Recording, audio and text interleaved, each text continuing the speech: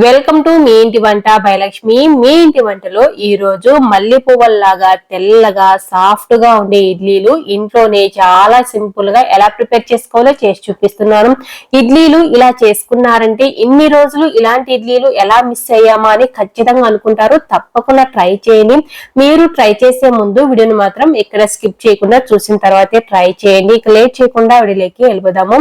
ముందుగా ఒక బౌల్ తీసుకొని అందులో 3 కప్పుల ఇడ్లీ బియ్యాన్ని వేసుకుంటున్నాను. చూసారు కదా, ఇడ్లీ బియ్యం అని ఇలాంటివి దొరుకుతాయండి.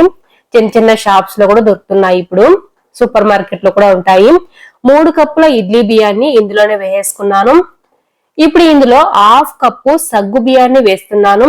ఈ సగ్గు బియ్యం వేసుకోవడం వల్ల ఇడ్లీలు చాలా సాఫ్ట్ గా తెల్లగా వచ్చేస్తాయి. ఈ సగ్గు బియ్యాన్ని బియ్యంలో వేసే నానబెట్టుకోవచ్చు. ఇప్పుడు మరొక బౌల్ తీసుకొని 1 కప్పు మినపగుళ్ళు వేసుకుంటున్నాను. రెండింటిని కూడా 2 నుంచి 3 సార్లు బాగా కడిగేసుకుని నీళ్లు వేసేసుకొని నానబెట్టేసుకోవాలి 5 నుంచి 6 గంటల సేపు.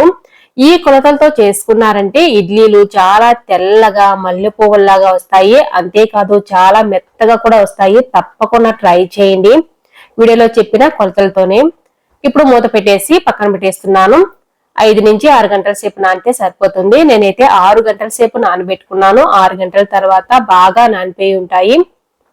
చూసారు కదా ఎంత బాగా బియ్యము సగ్గు బియ్యం నానిపోయాయో, అలాగే మినపగుండ్లు కూడా బాగా నానిపోయి ఉంటాయి.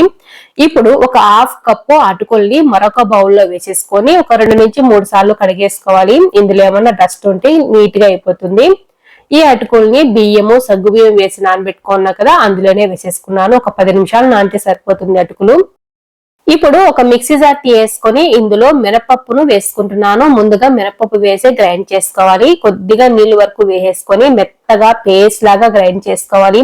మన ఇంట్లో గ్రైండర్ లేకున్నా సరే మిక్సీ జార్ లోనే వేసి గ్రైండ్ చేసుకోవచ్చు. మిక్సీ జార్ లో గ్రైండ్ చేస్తే ఏ ప్రాసెస్ చేసుకోవాలో కూడా ఈ వీడియోలో చూపించేస్తాను. ఎక్కడ స్కిప్ అవ్వకుండా చూడండి. చూసారు కదా ఇంత సాఫ్ట్ గా ఉండాలి పిండి. ఇప్పుడు ఒక బౌల్లో వేసేసుకుంటున్నాను.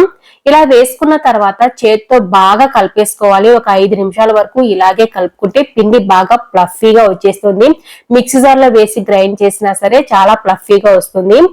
మినపప్పు గ్రైండ్ చేసుకున్న మిక్సీ జార్ లోనే బియ్యము సగ్గు బియ్యము అటుకులు వేసి నానబెట్టుకున్నా కదా, అవి వేసేసుకుని కొద్దిగా నీళ్లు వేసేసుకుని మెత్తగా పేస్ట్ లాగా గ్రైండ్ చేసుకోవాలి. ఇక్కడే కానీ బరక అనేది ఉండకూడదు. కొద్దిగా బరకగా చేసుకుంటే రవ్వ ఇడ్లీ లాగా వస్తుంది. నేనైతే ఇక్కడ సాఫ్ట్ గా వేసుకున్నాను పిండిని. మొత్తం పిండిని ఇలాగే గ్రైండ్ చేసి వేసుకొని చేత్తో బాగా కలిపేసుకోవాలి. ఒక 5 నిమిషాల పాటు ఇలాగే కలిపేసుకోవాలి. అప్పుడే పిండి చాలా ఫ్లఫీగా వచ్చేస్తుంది. ముందుగా మినప్పిండిని కలిపేసుకోవాలి. అలాగే బియ్యము సగ్గు బియ్యము ఇంకా అటుకులు వేసి గ్రైండ్ చేసాం కదా, అది వేసిన తర్వాత కూడా బాగా కలిపేసుకుని మూత పెట్టేసి నైట్ అంతా వదిలేసాను.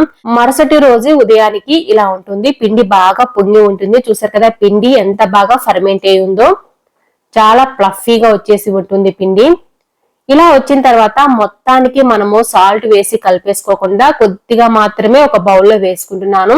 ఉదయానికి ఎంతైతే పిండి కావాలో ఆ పిండిని ఒక బౌల్లో వేసేసుకుంటున్నాను. ఇలా వేసేసుకొని మిగతా పిండిని ఫ్రిడ్జ్ లో స్టోర్ చేసుకోవచ్చు. ఇప్పుడు ఈ పిండిలో రుచికి సరిపడా సాల్ట్ వేసుకున్నాను. ఇప్పుడు ఇలాగే వేసుకున్నా సరే సాఫ్ట్ గా వస్తాయి. కానీ ఒక చిటికెడంత బేకింగ్ సోడా వేసుకోవడం వల్ల మరింత సాఫ్ట్ గా వస్తాయి ఇడ్లీలు. కాబట్టి ఒక చిటికెడు మాత్రమే వేసుకున్నాను వంట సోడా. తర్వాత కొద్దిగా నీళ్లు వేసేసుకొని పిండిని ఒక్క వైపుకే కలుపుకోవాలి. ఇలా కలిపేసుకున్న పిండిని ఇడ్లీ పాత్రలో పెట్టేసుకుంటే సరిపోతుంది.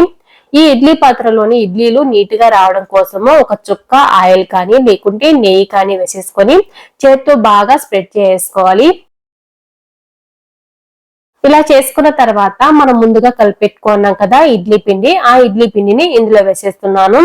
ఇలా ఈ ప్లేట్ మొత్తంలో ఇడ్లీ వేసుకున్న తర్వాత పైన మరొక ప్లేట్ పెట్టి ఇడ్లీ వేసుకోవాలి అనుకున్నప్పుడు ఎలా వేసుకోవాలనేది కూడా చూపిస్తాను. చాలా మందికి తెలిసే ఉంటుందండి, కొత్తగా చేసే వాళ్ళ కోసం చెప్తున్నాను. పైన పెట్టేటప్పుడు ఇడ్లీ గుంత ఉంటుంది కదా, ఆ గుంత కింద రంధ్రాల వైపు వచ్చేటట్టు పెట్టుకోవాలి పై ప్లేట్ ను. మనం ఎన్ని ప్లేట్లు పెట్టేసినా సరే ఇదే ప్రాసెస్ లో ప్రిపేర్ చేసుకోవాలి.